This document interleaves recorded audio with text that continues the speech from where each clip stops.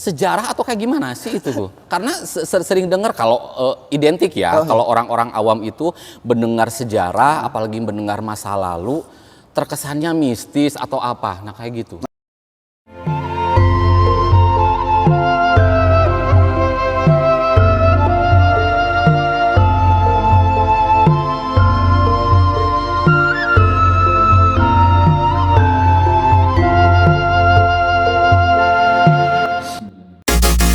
Salam budaya, lestari budayaku. Halo masyarakat Kota Cilegon, kali ini Dinas Pendidikan dan Kebudayaan Kota Cilegon akan mengupas tentang jejak kebudayaan yang ada di Kota Cilegon seputar objek pemajuan kebudayaan yang berkaitan dengan seni budaya, cagar budaya, dan sejarah Kota Cilegon. Sebelum kalian menonton video ini, jangan lupa like, subscribe, and comment channel kebudayaan Wong Cilegon. Oke, gini Kang Ipul, kalau mengenai cagar budaya, kan banyak sekali ya. Mungkin di dalamnya itu ada ritus, ada adat istiadat yang sangat kental di daerah tersebut gitu ya. Nah, kalau dari segi ritus, apakah makam itu termasuk ke dalam ritus atau seperti apa tuh? Kalau misalkan makam, ada beberapa hal yang perlu kita perhatikan sebenarnya.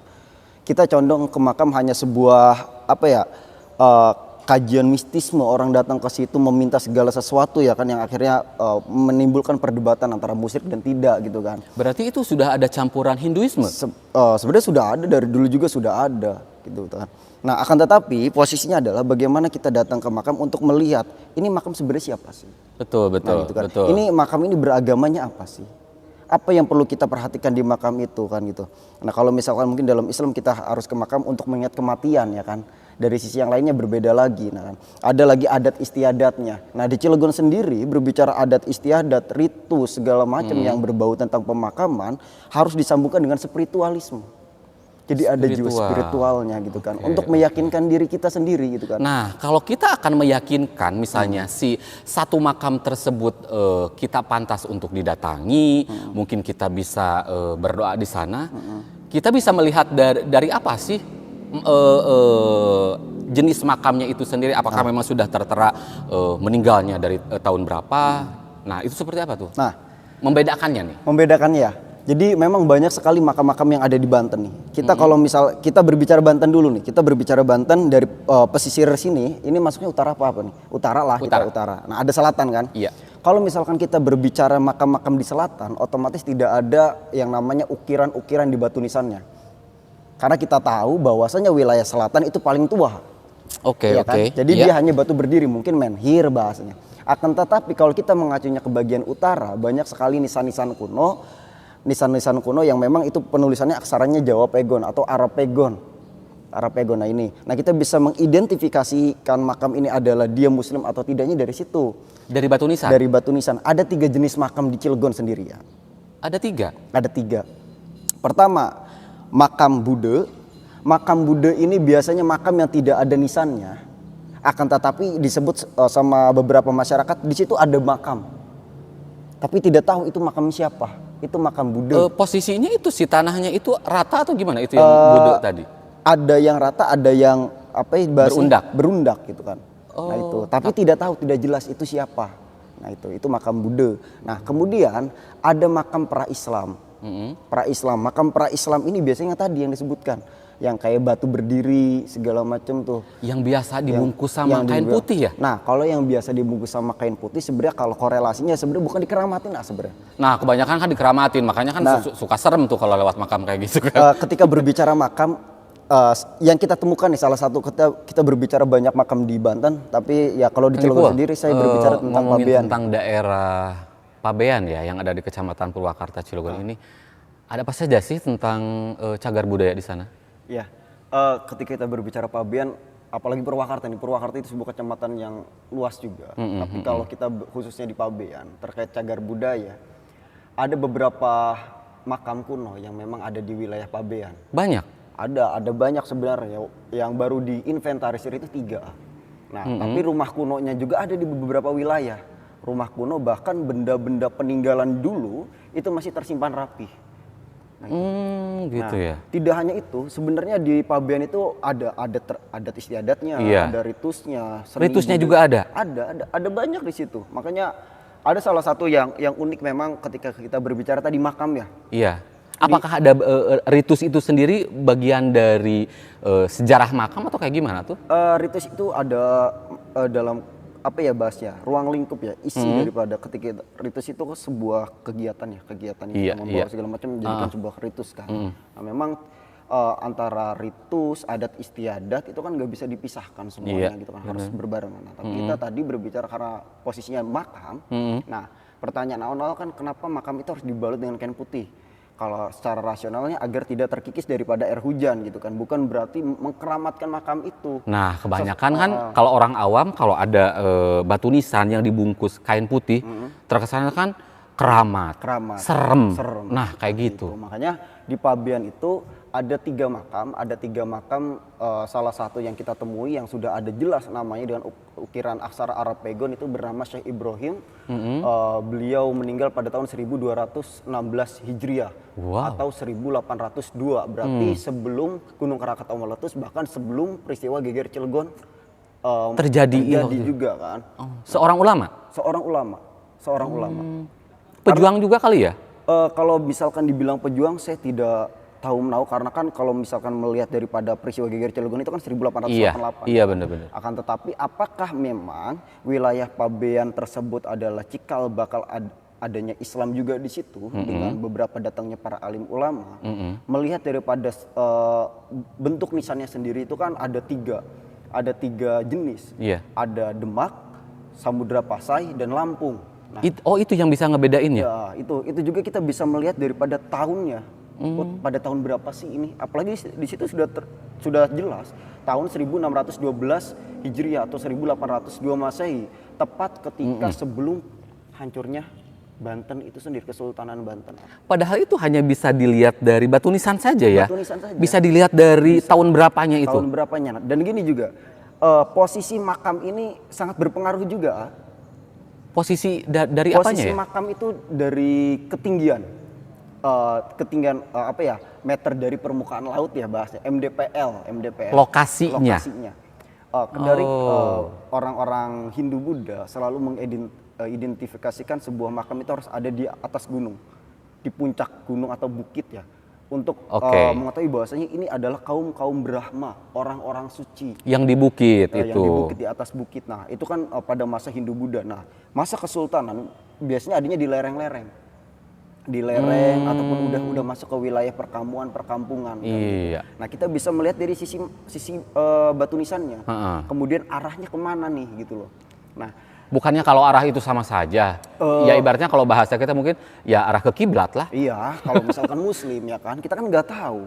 Siapa tuh ada yang beda. Gitu ya. Nah gitu, makanya kita juga harus tahu sebenarnya ini makam siapa. Gitu kan. Jangan asal kita ziarah, bener nggak apa-apa. Tapi kita harus tahu siapa sih yang dimakamin di sini, gitu kan. Nah adanya kami ini di teman-teman Jejak Cilegon juga untuk mengungkap tadi siapa sih yang dimakamin. Dulu itu beliau itu siapa, gitu kan. Nah, iya. Oke, tapi bentar Kang Ipul. Nah, kalau untuk di daerah Pabean itu sendiri, ada berapa makam sih yang sudah terdata mungkin ya, yang sudah dikaji juga, baik itu makam seorang syekh, ulama atau siapa saja? Di Pabean itu ada yang kita tahu ada lima. Yang pertama itu Buyut Palon, beliau ada di atas bukit di wilayah Gempol Kulon. Kemudian di lerengnya itu ada Tumenggung Jayalana atau Jayalaksana gitu. Tumenggung itu udah sekelasnya lurah itu. Iya. Nah, di sebelahnya lagi di lerengnya itu ada Syekh Ibrahim. Nah, lari keluar dari wilayah Pabean, di situ ada makam Nyi Duriyah. Nah, ada lagi makam Ki Buyut Nasar atau Sasar gitu, saya lupa. Iya. Nah, itu ada lima. Belum yang lain-lainnya. Jadi banyak makam di situ. Karena wilayah Pabean juga itu masuk ke dalam satu wilayah desa kuno yang hilang tahun 1612 Masehi. Desa kuno yang hilang. Bisa itu gitu ya. Saya menemukan manuskripnya atau arsipnya itu di Serang bersama teman-teman klinik pusaka di sana. Oh, ada manuskrip yang ada di daerah Pabean itu? Ya makanya kenapa sih saya pengen menekankan Pabean ini menjadikan destinasi desa budaya, ya kan? Destinasi budaya? Karena tadi ketika kita masuk ke wilayah sana masih asri gitu ya kan. Oke. Masih di bawah pegunungan gitu kan. Adat istiadatnya, apalagi kalau ritusnya atau tradisi bebotokan. Oke. Tradisi bebotokan. Oke, bentar Kang Ipul. Kalau saya berpikir tentang destinasi budaya ya di daerah Pabean. Kan tadi juga Kang Ipul menyebutkan di Pabean itu kan cagar budayanya ada gitu kan, dari segi ritusnya, adat istiadatnya, mungkin seninya juga ada di sana. Seninya juga ada. Apakah Pabean bisa dikaji sebagai desa budaya kah? Bisa, sangat bisa. Nah, menurut Kang Ipul, apa sih syaratnya suatu daerah bisa dikaji menjadi sebuah desa budaya? Kalau misalkan kita melihat objek pemajuan kebudayaan daerah ya kan, ya walaupun tidak sepenuhnya ada, tapi ada beberapa di antaranya masuk ke dalam itu. Gitu kan. Dan memang itu terus menerus selalu dilakukan oleh masyarakat setempat gitu kan. Oke. Bebotokan masyarakat setempat masih. Oke. Terus sedekah bumi ya masuk ke bebotokan itu. Kemudian rebo wekasan masih. Oh. Ketika orang mau menikah, orang punya motor baru segala macam, dia harus jarah dulu. Oke. Banyak kegiatan. Oke, Kang Ipul gini. Mungkin Kakang Teteh dulu dan juga mungkin semakin terbuka ya apa saja yang ada di daerah Pabean. Tapi mungkin gini Kang Ipul, dengan cerita Kang Ipul tadi terkesan daerah Pabean itu Islaminya lebih kuat, baik itu dari ritus, adat istiadatnya, budayanya. Apakah betul kayak gitu? Benar sekali. Orang-orang sana sangat kental sekali ya. Karena ya kita kalau misalkan udah masuk ke sini kan ya namanya punten pengajian juga ya ada, cuman nggak terlalu gimana gitu ya. Tapi kalau di sana sangat kental sekali ya masih. Karena ya ibaratnya gimana sih orang yang masih di wilayah lereng ataupun di dekat masih perkampungan banget lah. Gitu kan. Jadi nilai tradisi ritus keislamannya juga masih sangat kuat. Gitu. Oke. Nah, andaikan nih Kang Ipul ya.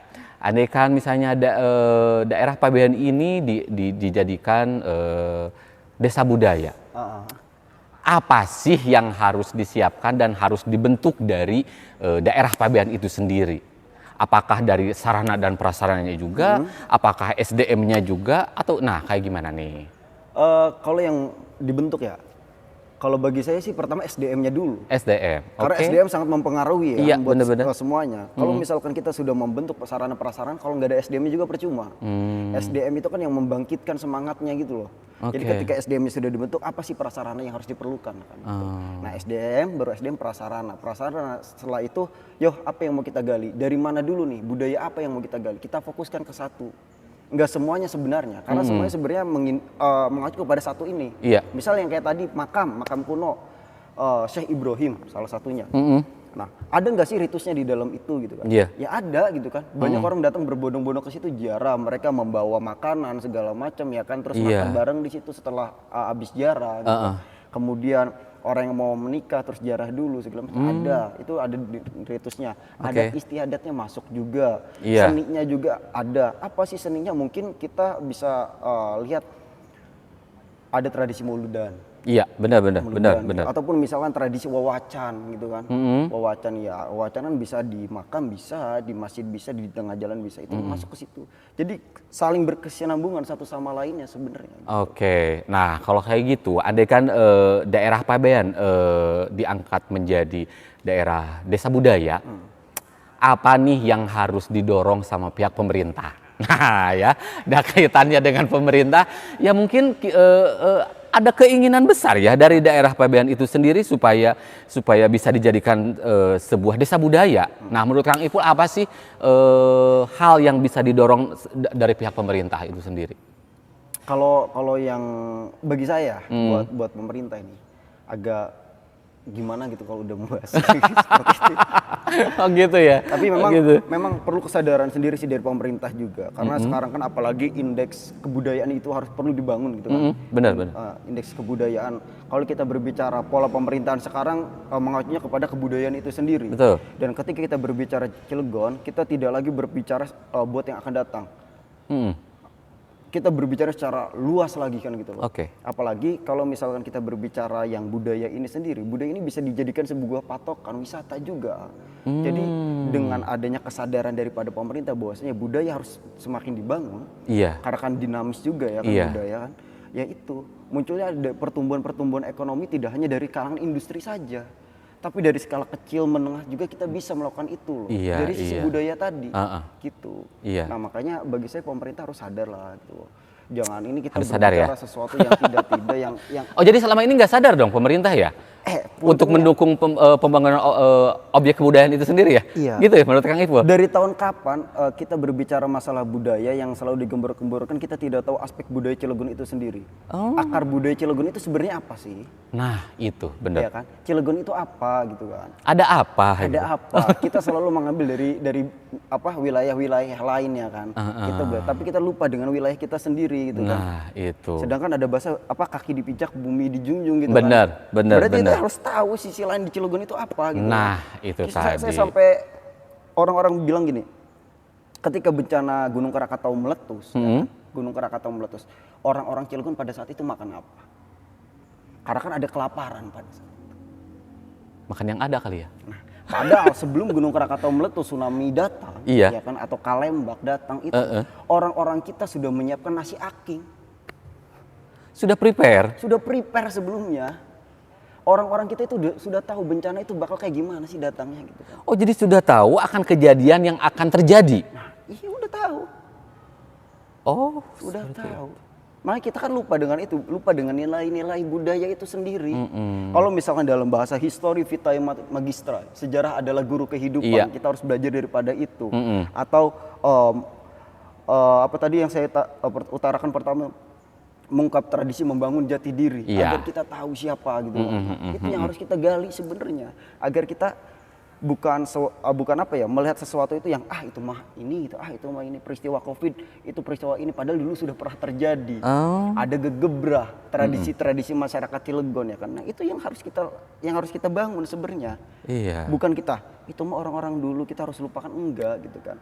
Oke, Makanya oke. tadi balik lagi ke Pabean, saya setuju kenapa di Pabean sebagai desa budaya, karena tadi ritus adat istiadat cagar budaya masih lengkap di daerah itu. Oh, Di mana posisi wilayah yang memang ada budaya yang masih seperti itu. Kalau misal kita berbicara ke sana mungkin banyak industri juga. oke. Jadi untuk menunjang objek pemajuan kebudayaan di daerah Pabean itu sudah bisa mendukung? Sudah bisa mendukung.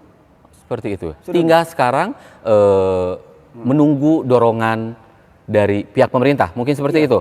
Bisa dibilang Mendukung seperti seperti itu kali ya. mendukung. Oke. Nah, sekarang dari Kang Ipulnya sendiri, apa sih harapannya? Andaikan misalnya pemerintah sudah mendukung, apa harapannya untuk para masyarakat lah, untuk masyarakat yang akan dijadikan daerahnya tersebut akan dijadikan desa budaya. Apa harapannya sih? Harapannya kalau misalkan kepada masyarakat, saya sebenarnya sudah pernah kesana juga sih. Harapan saya untuk kedepannya agar lebih baik lagi, karena berbicara masalah budaya kan ya tadi itu dinamis, semakin berkembang kita. Jangan sampai kita terbawa dengan zaman peradaban teknologi yang semakin berkembang, akhirnya kita melupakan budaya itu sendiri. Kan, gitu. Saya sampaikan kepada generasi muda ya. Generasi saya ini generasi milenial, Iya, generasi untuk milenial, semangat benar. membangun kebudayaan gitu kan. Bagaimana caranya budaya tidak terlepas. Entah itu apa, jangan berbicara itu kan dulu, jangan berbicara seperti itu. Iya.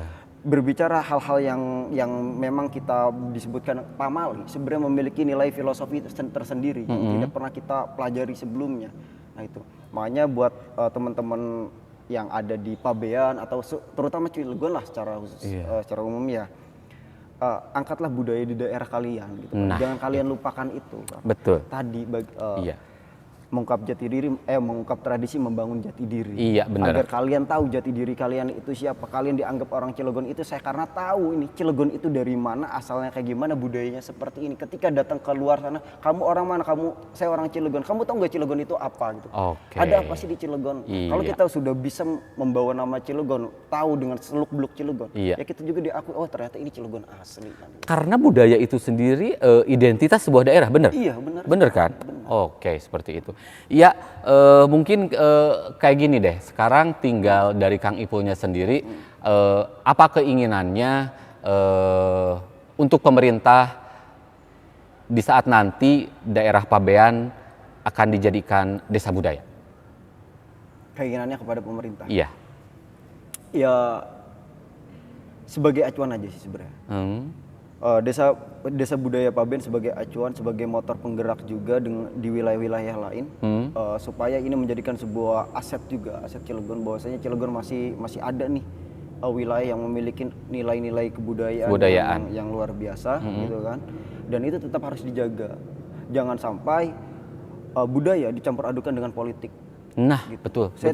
Karena tadi kalau sudah dicampur adukan dengan politik, akhirnya semangat giroh kita hanya sebatas untuk membuka budaya itu kayak apa? Ejakulasi dini aja gitu. Bahasanya ya. Ya mungkin seperti itu. Setelah itu nggak ada lagi karena tadi ada politik di dalamnya. Berbicara budaya itu berbicara sesuatu yang terus menerus gitu loh. Iya. Jadi bagi saya pemerintah harus mulai terbuka lah dengan aspek pola-pola seperti ini. Iya. Budaya, sejarah segala macam harus kita bangun. Ini bukan permasalahan hanya pemerintah saja, kita juga sebenarnya. Iya. Apalagi saya yang generasi milenial yang terus yang menyuarakan aspek kebudayaan gitu, aspek sejarah segala macam. Ya saya pengen nilai-nilai budaya, sejarah itu tidak hilang gitu. Agar generasi-generasi selanjutnya bisa tahu, oh ini budayanya, oh ini tradisinya, oh ini sejarahnya. Iya. Gitu. Jadi sejarah itu jangan dilupakan. Jangan ya? dilupakan, Iya, jas merah.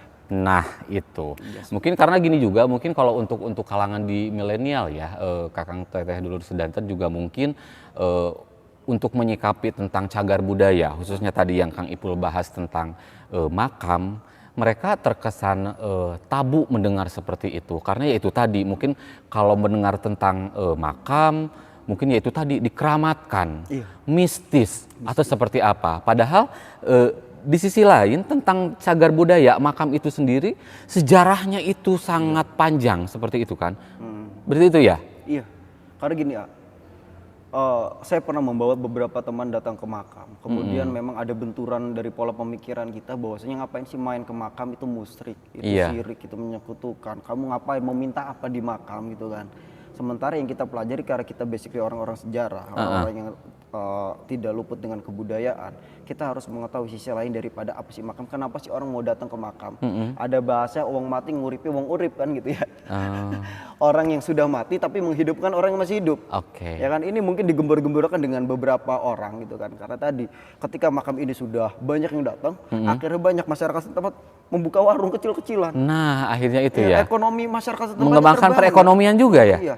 Tanpa disadari ternyata orang yang meninggal ini membawa pengaruh juga bagi orang yang hidup. Iya, kan, benar. Nah ini yang unik nah kan gitu. Makanya kenapa kita datang ke makam bukan berarti kita mau mengkeramatkan makam itu. Iya. Tapi kita mau melestarikan, menjaga sisi lain daripada apa sih yang ada di sini gitu kan. Iya. Apa sih, siapa sih beliau yang tadi saya sebutkan itu. Jadi masyarakat juga setempat juga sadar, oh ini harus dijaga, harus dirawat, bukan berarti kita mengkultuskan tempat ini sebagai tempat yang karomah. Karomah itu kan cuma ada dua sebenarnya. Oh gitu? Iya. Yang pertama karomah itu ya ibu. Betul. Yang keduanya adalah doa. Apalagi coba? Benar banget. Saya hampir mengibaratkannya tadi ya. Ini cangkir nih, ini teko nih kan.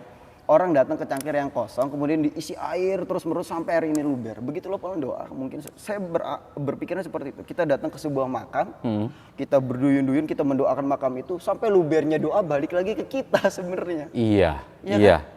Yang keramat itu doa kita. Bener. Ya orang-orangnya itu benar memang ada wasilah lah bahasanya. Tapi kita tidak boleh berlebihan juga gitu. Berarti tergantung tujuan kita ya. Kalau kita datang ke makam itu sendiri ya, tergantung tujuan ya. Adat istiadat juga tergantung kitanya menyikapinya. Apa-apa kalau misal kita menggembor-gemborkan itu hal yang tabu, hal yang musyrik, hal yang syirik, ya tadi pikiran sempit. Iya. Gitu. Sedekah laut kemudian kepala kerbau diturunkan ke laut. Benar. Penguasa laut. Iya. Itu kan salah. Itu kan sebagai rumpon biar ikan-ikan itu pada datang ke situ. Wih, iya ada kepala kerbau, makanlah gitu kan. Ada nasi segala makan. Nah ini kan kita nggak pernah belajar pemaknaan filosofi seperti itu. Betul. Tabu, syirik, musyrik, budaya hilang. Nah itu. Oke.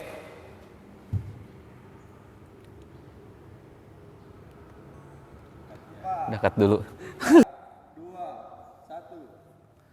Oke, pemirsa, kalau membahas tentang sejarah, ya, apalagi tadi Kang Ipu sudah menjabarkan tentang adanya ritus, adanya cagar budaya, baik itu makam dan lain sebagainya.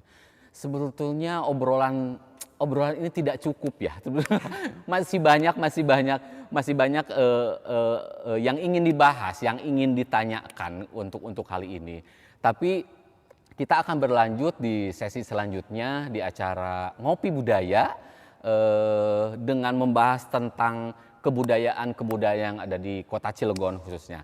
Tapi jangan lupa di like, comment, dan subscribe. Oke? Terima kasih. Salam budaya. Lestari budayaku.